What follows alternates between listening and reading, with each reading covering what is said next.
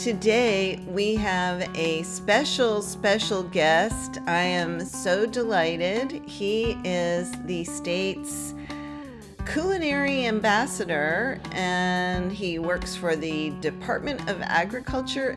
Justin Timineri, the state chef.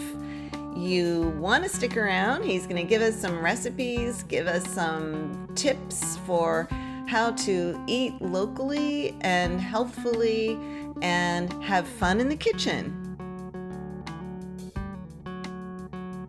To me, the best food is very simple and it's prepared simply with really fresh ingredients. You're listening to A Deeper Dive with Dara, a podcast by City and State, Florida. Hello and welcome to A Deeper Dive with me, Dara Cam. I am the senior writer for the News Service of Florida here in the capital city, Tallahassee, Florida. And I am so excited to have a special guest with us today. We are zagging. We have been politics, legislative, culture wars, all of that. And today we have a special treat with you. We have Justin Timineri. He is the state chef, and I love this title, and you need to tell me what this means. The state's culinary ambassador. So welcome to A Deeper Dive, Chef Justin. Yay! Well, thank you so much for having me. I'm super excited to be here. And you're right, it's time to talk some food. Yes, we have to take a break from all those stressful things and all the things that are going on around our lives and make sure that we're feeding ourselves properly, not only ourselves, but our family as well, and even our friends when they come around. Because listen, if we all know that if we don't eat good and have good meals, then we're probably not going to be at our best for all those meetings and business things that are going on constantly in our lives. So we get to talk food today, but for me, every day is about food.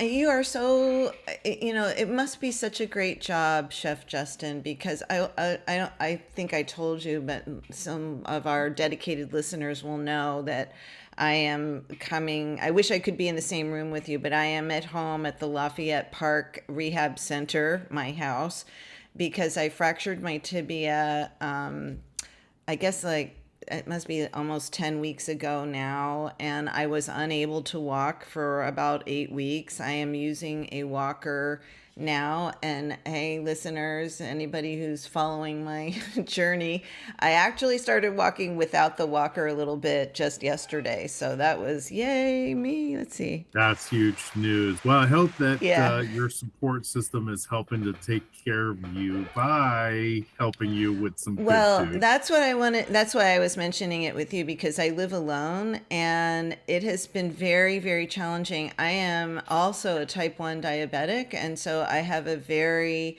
it's like a Mediterranean diet kind of thing that I have going on. Low carbs, maybe that's not quite Mediterranean, but always fresh food, fresh vegetables, nothing prepared, very low on meat. And I was raised by my Italian grandmother, and basically anything I ever ate until I was the age of 16 had garlic and a good olive oil in it. So I mean, that was the key to her cooking.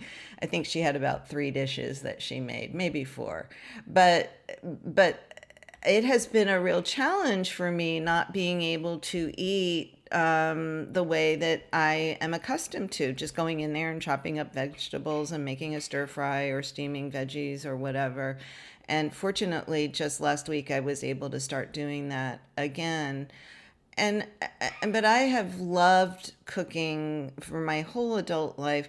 I was thinking back at my first cookbook that I ever bought for myself, because I'm old, was the Moosewood Cookbook. Do you remember what your first cookbook was that you bought?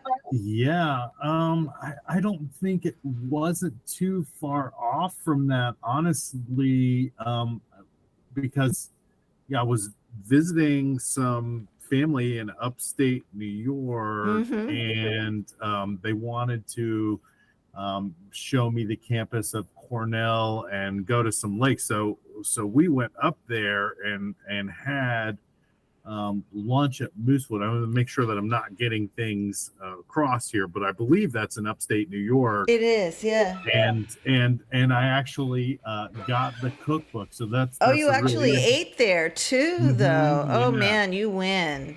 yeah. You So win. really cool experiences, and and that's something that always kind of stuck with me. I mean, here in Tallahassee, where I grew up, we didn't have quite as much restaurants that were really kind of focusing on this more sustainable and healthy type of menu back then. So it was a real eye opener for me to eat some of their menu and be able to look through their cookbook and get inspiration from some of the things they do to bring into to my knowledge and my repertoire as well. So it was a great experience. Yeah, well, I was one of the things that has bummed me out about not being able to walk is I have four raised beds at my house, and Lafayette Park, a lot of people are growing their own food. This has been this neighborhood, they've been doing that for a while, but I know that a lot of people during COVID started gardening, started, I think that more people became interested in sustainable living. My daughter actually has a side hustle. She and her husband own their own business, and they do sustainable gardening. They do edible landscapes, and they try to teach people about permaculture and how to be self-sustaining. And she lives in an urban area in St. Pete, and you would be amazed at on this little property what they have going on there. They have grow all kinds of fruits and vegetables, and so I've got my raised beds. I haven't put in my spring plants yet, but I was wondering, do you have you're the state chef, and do you have a state garden? Do you have a garden there? Yeah, there is a small garden over by the Holland building that has some herbs, and I believe they have some hydroponic things growing over there. And it's one of the demonstration gardens where they often bring in kids Mm-hmm. to be able to show them the importance of that. But I do have some gardens going on at home, and I've got some tomato plants, and certainly I have a bunch of herbs growing. And, Yeah. and that's something that I always tell people. If you may not be a gardener, or you may not have the time to get out there and grow a full garden, but here in the state of Florida, we can all grow beautiful herbs. They're relatively simply and take pretty little amount of care, but Yeah. the amount of flavor they add to our dishes without the increasing of the salt or the fat is really spectacular. For me to be able to walk right down the patio, grab some fresh herbs to throw in whatever I'm cooking really brings the level of what I'm doing way up high with those fresh herbs. So I want to encourage everybody at minimum to have some wonderful fresh herbs growing on their porch. Well, I was just flashing you because I had to go to PT this morning, and I saw that my lavender is in full bloom right now, which is gorgeous. You people can't see it, but Chef Justin can. Yeah. It's got that beautiful lavender colored flower, and I'm crushing it and I'm smelling it.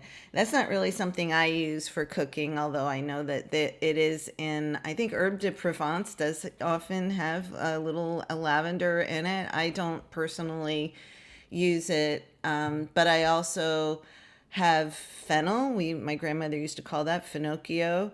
And I have some fennel that I grew from seed from my fennel plant from last year, actually. But right before I fractured my tibia, I put that in, and that is starting to frond. So I have oregano, thyme, rosemary, parsley, lavender. I have a bunch of different kinds of sage. So, what would you recommend that people stick in a pot on their patio right now? Yeah, for me, my three favorites really would be rosemary, oregano, and thyme. And listen, I throw those herbs. It doesn't matter what kind of dish it is. It Yeah. could be a Latin dish, it could be an Asian dish, and I throw them in there because they're delicious and they really add a lot of great flavor. Yeah. Someday I'm going to have to ask you for some sage recipes because I have about 15 different kinds of sage growing, and I'm not sure why I had so many different kinds of sage because I hardly ever cook with it. But right, oregano and thyme and rosemary is the best, especially for like I like it on roast chicken, and if you're cooking any kind of meats, I think it just totally adds another layer, like you said, to food. So tell me, what does the state's culinary ambassador do except besides have this fabulous kitchen? And let me just tell people to go to your website and sign up to the Yeah. club. It is freshfromflorida.com. Yeah, follow Fresh from Florida is our website, and on there, there's really a ton of stuff. Whether Mm. it's all the recipes and videos we do, and there's information to you pick farms, and you can find out what's in season. And then if you sign up for the club, then you can be eligible to receive our monthly newsletter. And then through that, you can directly email me your culinary questions. So lots of great stuff to check out there on our department website. It is a really robust website, and I just watched the little video of you making Florida squash and zucchini ricotta roll-ups, which I is something that I do. I often sometimes substitute eggplant with instead of the squash. And I saw that you used a mandolin, and I thought, oh yeah, good for you for using the mandolin, because I actually ended up throwing mine away after slicing the crap out of myself on Oh there. yeah, they are dangerous, and that's one of the things. Obviously, with working in the kitchen, safety is a big part of that. But yeah, those things have bit me too, and I always try to tell everybody, and I don't use them often. Some things I kind of have to use them for Hmm. to get that really thin cut that I'm looking for. Lengthwise, I kind of need to use them, but I always make sure to give lots of warnings and stuff, and recommend that maybe this recipe isn't for you if you don't feel comfortable with it. If you use, here's my tip. Tell me if I'm wrong, but here's my tip to listeners. If you're going to use a mandolin, you really need to invest in a good one, because those cheap ones, I think, is really what caught me, because they are Dangerous. not they're not as sturdy, as Yep, stable as the kind that I saw you using. So there's totally. That's great little advice. free tip Yeah. from me. So I saw that you won, and I'm sorry, this is probably a boring question for you, but we have to ask it. You won a Food Network challenge in the Great American Seafood Cook-Off in New Orleans for the country's best domestic seafood dish. So tell us what that dish was, and if that's something that we'd be able to make at home. Yeah, for sure. That was a really fun time, and they sent me down over to New Orleans, and so I was competing against 20 other chefs, and they're representing their states, and so we ended up winning with a really fun Florida dish. Now, again, this dish was for other chefs and judges, so it's a pretty complicated Okay. recipe with a lot of layers and a lot of Okay, parts. so It's note to like selves, don't let me try tell you, this at home, yeah, let me amateurs. tell you the name of it because it is really cool and it's delicious. I think it was a crispy pan-seared skin-on snapper, and then it had a green mango jam with some sauteed Gulf shrimp, and then I believe it had a passion fruit coconut milk sauce with it as well. So Oh, it was very intricate, and it yeah. was written and designed for judges, which is that's the completely opposite of stuff what I normally do. Normally I'm writing very simple recipes that Hmm. anybody with any level of experience in the kitchen can cook at home and be able to feed their friends and family. So Okay, so you had a masterful master chef winning recipe, but I did look on your website, and it does look like a lot of things that I would make at home that would be easy to make at home and that actually people could get their kids involved in helping to make too. So tell me, how did you get started? How did you end up being the chef at the governor's mansion? I didn't even see that on your bio, but I know that we first met when you were the governor's mansion chef Yeah. a long time ago. Yeah, for sure. That's a huge part of my experience, and something that I always enjoy doing. I mean, I was at the governor's mansion,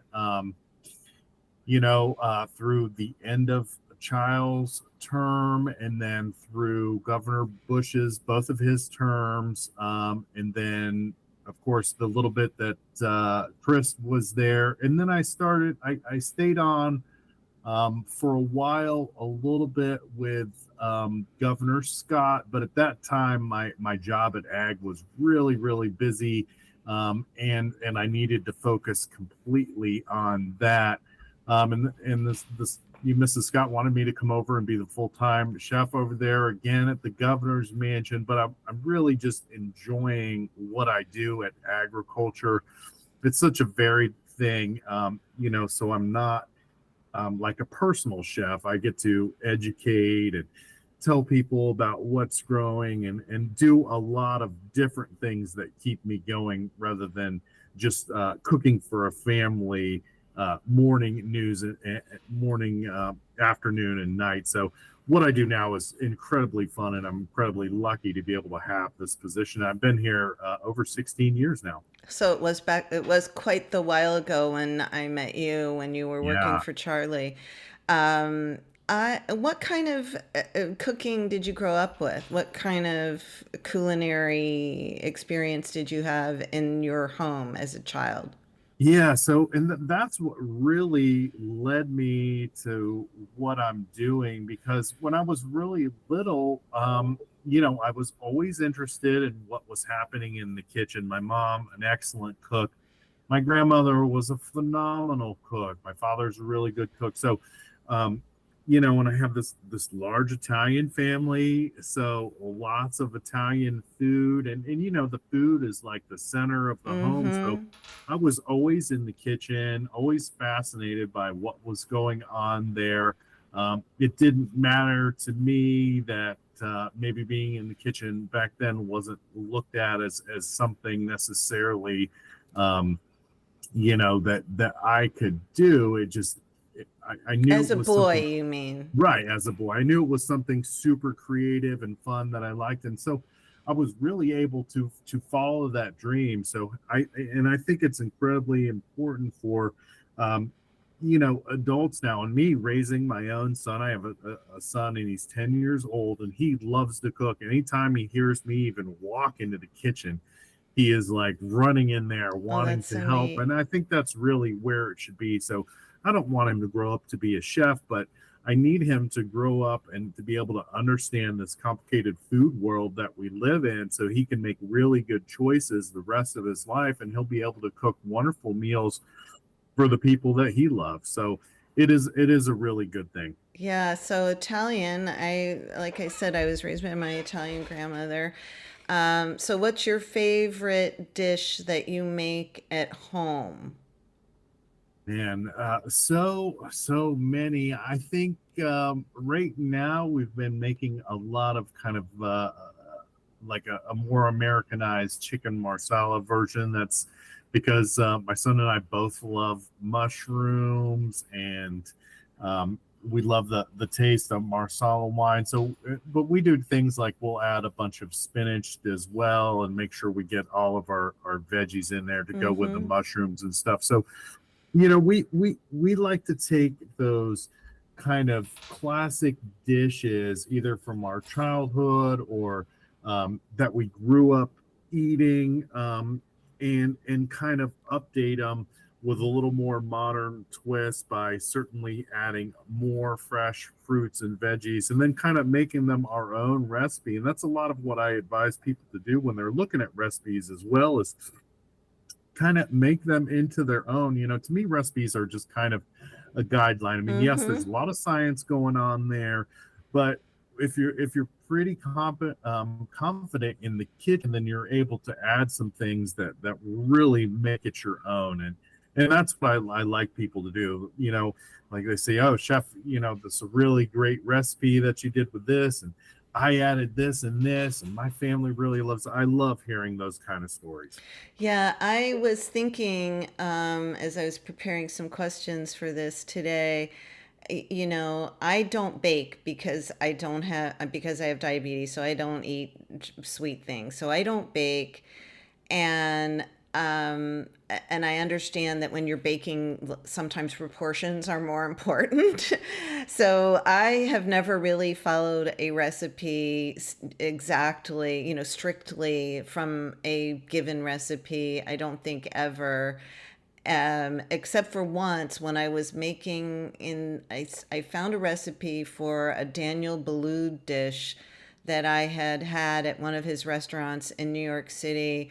And it was a tagine chicken dish. I didn't have a tagine, first of all, and it was a total fail, just a total fail. And Yeah. I hardly ever have total fails in the kitchen because I usually know what I'm doing and I do experiment a lot. And, I have certain things that I always have the pantry stocked with.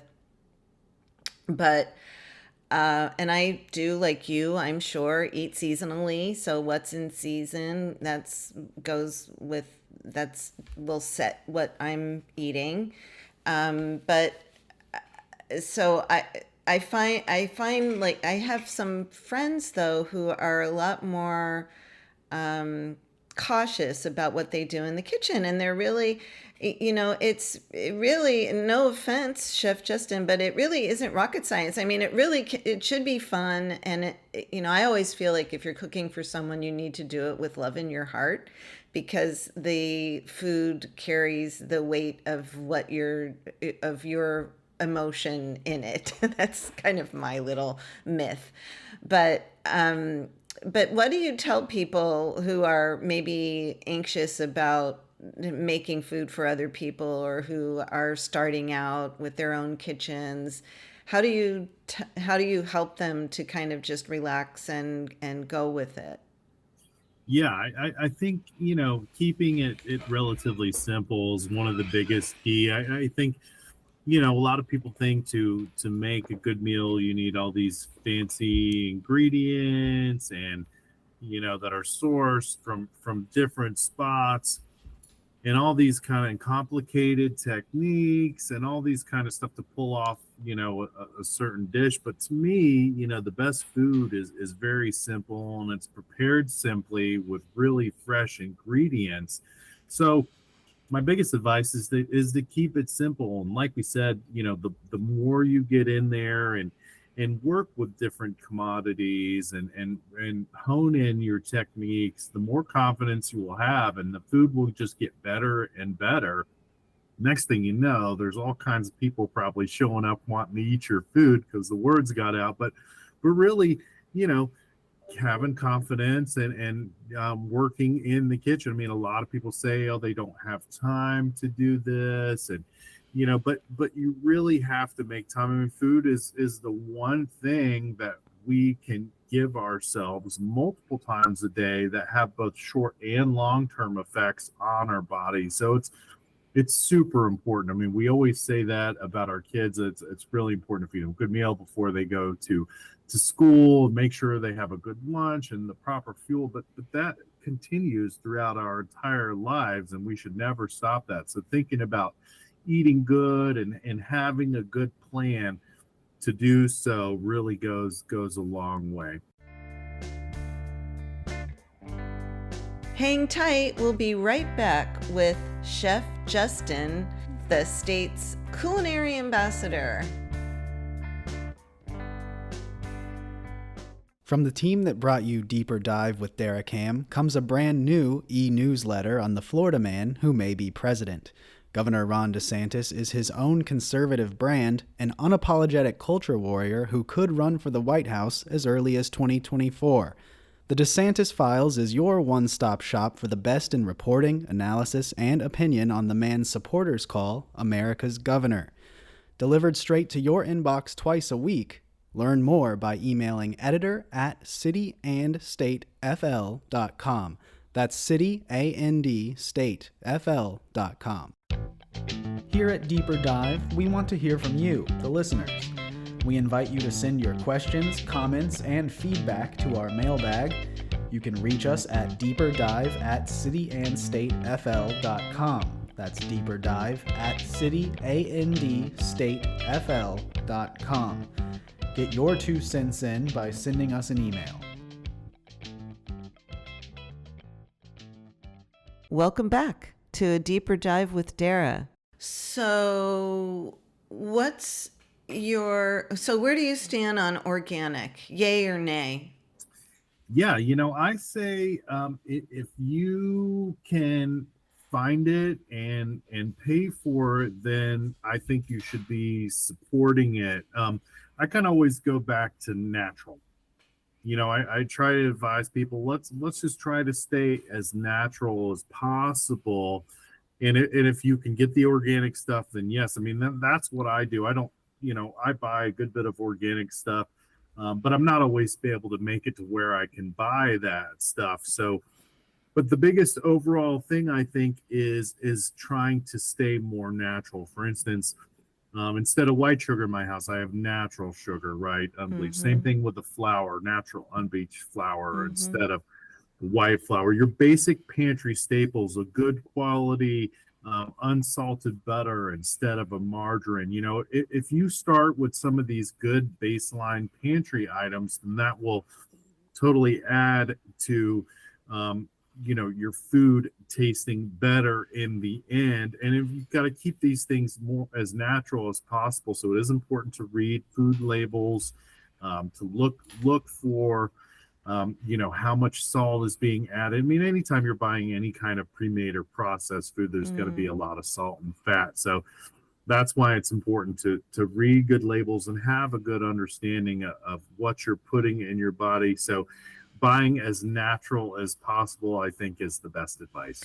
I love that advice, Chef Justin, because I also, my raised beds are organic. Obviously, I'm not feeding myself from them right now, nor would I ever really fully be able to, I don't believe. But I shop.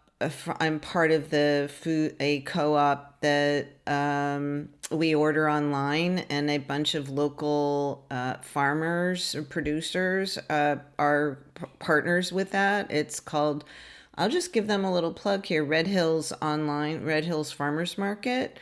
I don't know if you're familiar with that. Yeah. But a lot of the local producers participate in that, and I order back when I could drive, I would order Sunday morning. And it was really interesting because I had been a member of this for ages, and I would just order anytime, Sunday or Monday. I think ordering closed on Wednesday at 2 p.m. or something.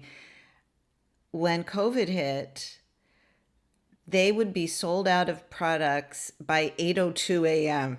They had so many new members join, which I thought was great, but they sold out of products. I mean, this was back when things were flying off the shelves and you couldn't find anything. And people who, if you are interested, Tallahassee area folks, you can buy cheeses and meats and breads and plants and stuff on there. And so I'm a huge fan of Red Hills. So I was wondering, and you would know, people got into eating maybe more locally, closer to home, became more aware of where their food was coming from. I hope people became more aware of that during the pandemic. Is that sticking? Are people sticking with that more natural, more sustainable? I know it's trending over the past couple of years, but what's your experience with people in real life? Yeah, for sure. I have definitely seen the amount of people interested in wanting to buy a more natural products completely trending up. And And it's evidenced in a few different ways. One certainly is the amount of people asking me about it directly. Um, and two, what I really like is was when I do go into grocery stores, I see a lot more natural offerings in all the sections. Mm-hmm. So, you used to be able to go in and you can only find one or two kinds of this, and they're from the giant big brands and they're loaded with salt and fat. But Right. now you can find these natural products right near, those standard products and just about everything you could possibly be looking for. So the fact that it's there at the regular grocery stores for us to find, lets me know that people have been wanting, because we vote with our wallet, right? If all we bought was one certain kind of things, and that's what the stores would stock. But obviously people are buying more natural products and a variety of products, so a lot of those are showing up more and more in our grocery stores. So that gives me good hope, and it reminds me that people are looking for more natural products. So I think it's a great trend, and I hope it really continues. Well, yeah, especially when you think of how what uh, the obesity epidemic in the United States. Not that all natural foods are not necessarily, healthy, but the whole more natural, healthier lifestyle seems like that's something that everybody could benefit from. I know for me, it was really when I got diagnosed with type 1 diabetes, I was about 20 years old, and it really wasn't that big of a problem for me. I mean, it's a difficult disease to manage, but my diet didn't really necessarily shift so much because I never had a canned or frozen vegetable when I was growing up. I only ever knew what we had salad every night, and this was back in the day. We had arugette, which was what my grandfather would call was Italian for arugula. We had that. He grew it in his garden down in South Florida, and we had that and this was a long, long time ago because again, I'm old, before arugula became a thing that you could buy in grocery stores. We were eating arugula every night, and my grandfather would have a little glass of wine. He was from the old country. He was from Italy. So was my grandmother. So I'm really waxing nostalgic about my childhood today, which I don't normally do. I don't know. I It, love it. I mean, that's what's the great thing about food, is that it brings up all these wonderful memories throughout our lives, and I think it's easy to associate food with good memories because you have the smell and the taste, and those kind of things, really all work together in your brain. And so that's another thing that I really love about food. But the arugula is that's one of my favorites, and I eat it all the time at my house. I make it for my son all the time, and really, one of my favorite ways to eat arugula is so easy. Is I'll just put a big old handful in a bowl, a little dash of olive oil, a squeeze of half a lemon, and about a teaspoon of Parmesan cheese, and then just a little bit of salt and pepper, maybe, and stir that up, and it is the best. That's Super exactly what light and I do. refreshing. That is Yeah. exactly what I do, even with the fresh lemon. And Yep. fortunately, in my neighborhood, a bunch of my neighbors have Myers lemons trees, and so Mm. we're all sharing each other. Okay, here's a quick question. Air fryers, I don't get them. I can never figure them out. I am a huge toaster oven person because I live alone and I only cook for once. So instead of turning on the oven, I use the toaster oven a lot. But I have probably bought and returned 3 air fryers because I just don't get them. So where are you on the whole air fryer thing? Yeah, for me, there's a couple things. I mean, I like that people are air frying. That means less fat. So I think that's really wonderful. I think a lot of newer ovens are a convection, right? Which Right. means the air is flowing through there, and that's the same thing as these air fryers do. In standard ovens, the air is not circulating, but in your convection oven, in your air fryer, it circulates. So even if my home oven has convection on it, I crank that thing up to 400 degrees and I get things as crispy as I need. So I'm glad people are using them and frying less. I don't like to have a bunch of equipment out on my Right. countertops all the time. I think they take up space and maybe a little difficult to Yeah. clean. But if it gets people excited about cooking and it's a healthy way of cooking that can make something relatively easy for them, or they perceive that as being easier, then I'm all for it. Me personally, the low capacity of those air fryers just doesn't get it done for Me me. too. Me too, but because basically it's like you're buying a piece of equipment to cook chicken wings in. That's how I feel yeah, about it, yeah, right? yeah, Because like you've got right. 2 inches of cook space. Hmm. Yep, I never could get it, but all right. Well, you're a lot less same judgmental page. about Yep. the air fryers than I am. What is your biggest horror story as a chef? I gave you mine. It was the Daniel Boulud recipe. Wow. I would have to think on that pretty good.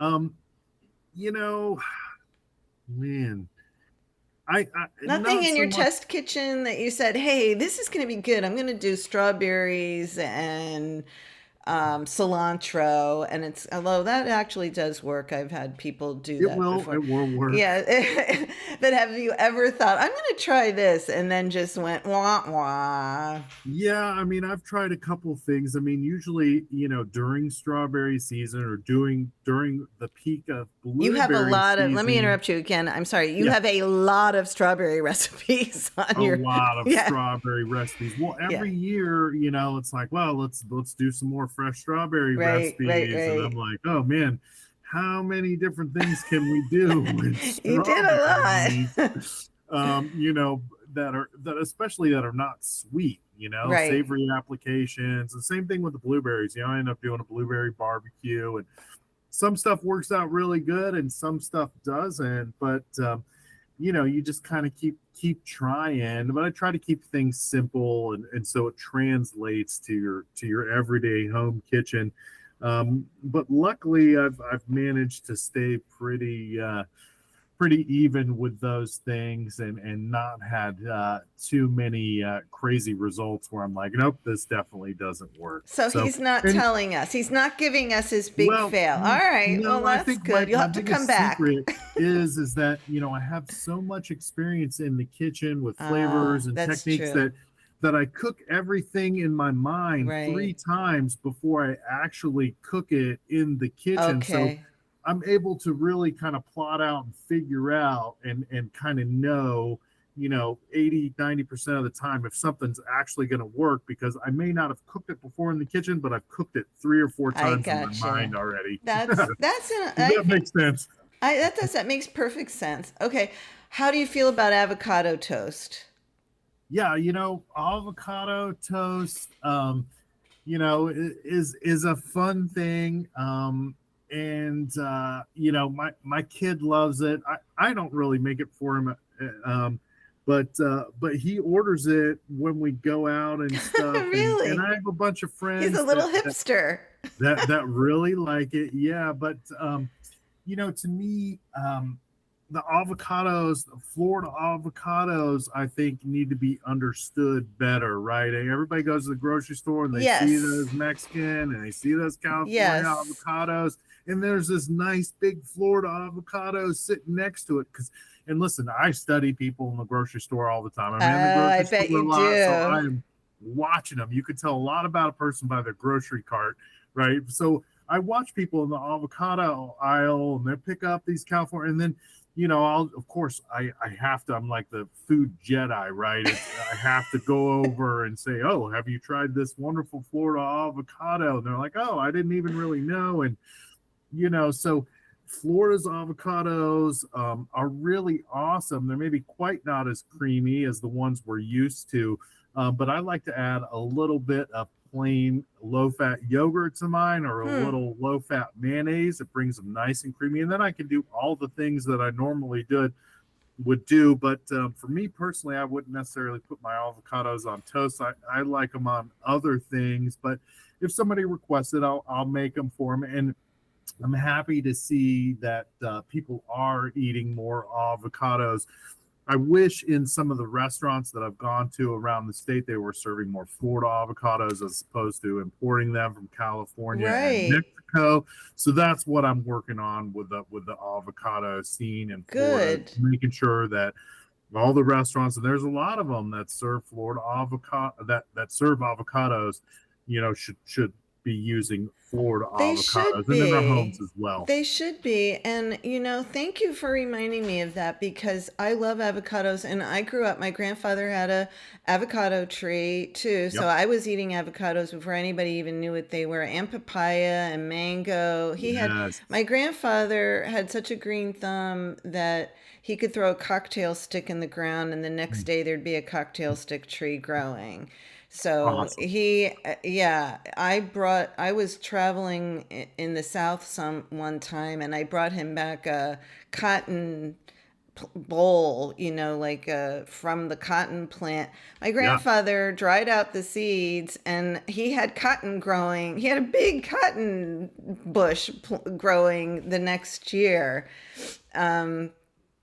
So Super cool. I do give him a lot of credit for the way that I eat and my interest in eating healthfully and close to the ground now.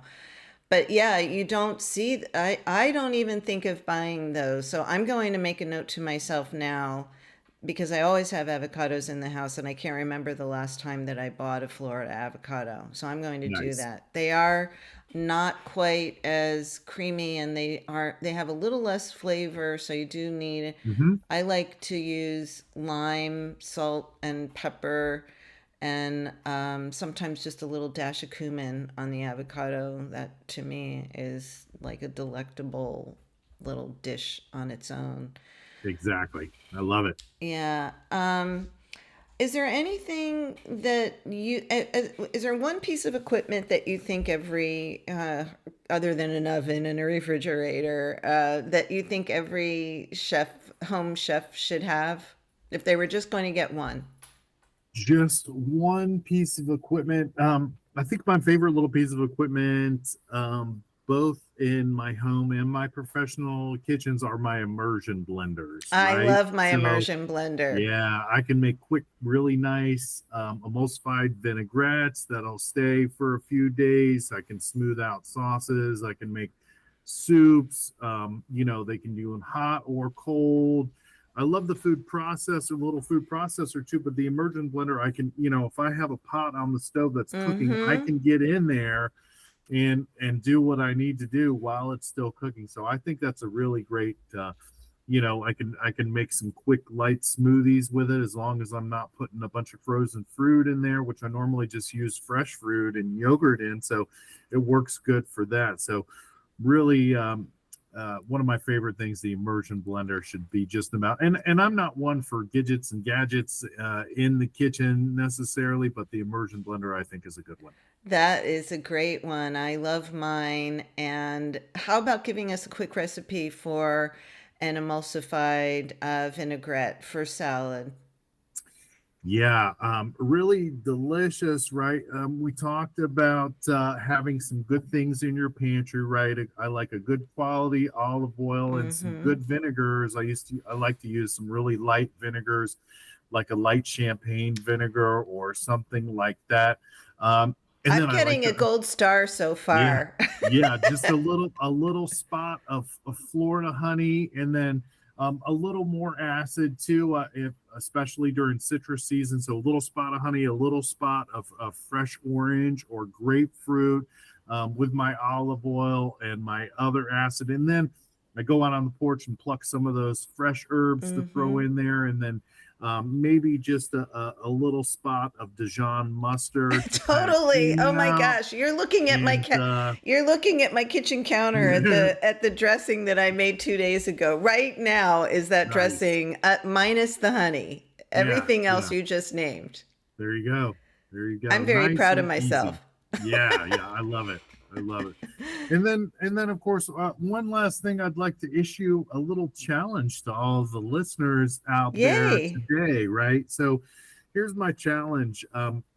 as Americans, we're used to going into the grocery store and seeing everything available, no matter whether it's in season or not, right? And so a lot of times, what we do at home is we'll find a recipe on the internet or in our favorite cookbook that we like, and then we'll go out to the store and buy all the things for that recipe. So I'd like to kind of challenge people to flip that around a little bit. Go to your local market, go to your farmer's market, order from your local alliance, and then once you get those fresh, in season, beautiful items in, then look for a recipe that fits those things, and then make a wonderful dish. So I think if we kind of switch around and get in that mode, go finding what's fresh, what's in season, what looks beautiful. We talk to the people we buy fish from, we talk to the people we buy our meat from. We talk and look at all the different produce that's available so that we know what's in season. We've informed ourselves. Then we can go there and make the best choices in the things we buy. And then we can find a great recipe that utilizes those ingredients so we can have a wonderful meal. That's my challenge. I love that challenge. And that was why I was looking at that zucchini roll-ups recipe, because I think zucchini is going to be starting to come into, we're going to start having a lot of zucchini available pretty Yes, soon here. And also, I would add to your challenge by asking people to look at where their food comes from. Look what country it comes from, and yep. look what state it comes from. I always do, not to keep bragging on myself. This is all about me today. Thank you for letting it be all about me. Um, but I do try to buy food, produce especially, that is from Florida. So you can, and if it doesn't say, you can ask, because they will tell you. They do know. Absolutely. Yeah, I always say, and it's great to go on our website, followfreshfromflorida.com, because there everything's kind of laid out what's in season when. So to take in that information and try to buy Florida products first. If we can't find Florida products, then we need to make sure they're grown in the USA. Secondly, and then we're doing pretty good, I think. Well, Chef Justin, it has been such a treat talking to you today. Thank you so much for joining us, and I hope you come back and visit with us soon. Yes, absolutely. Thank you so much for having me. I really enjoyed our conversation today, and I look forward to doing more of these. And we hope everybody out there listening can keep cooking. Keep cooking. Bye-bye. Thank you. Thank you. A Deeper Dive with Dara is a podcast by City and State Florida, hosted by Dara Cam, produced by Ryan Daly, and music for the podcast was recorded by Periodic Labs LLC and performed by Ryan Daly and Danny Reyes.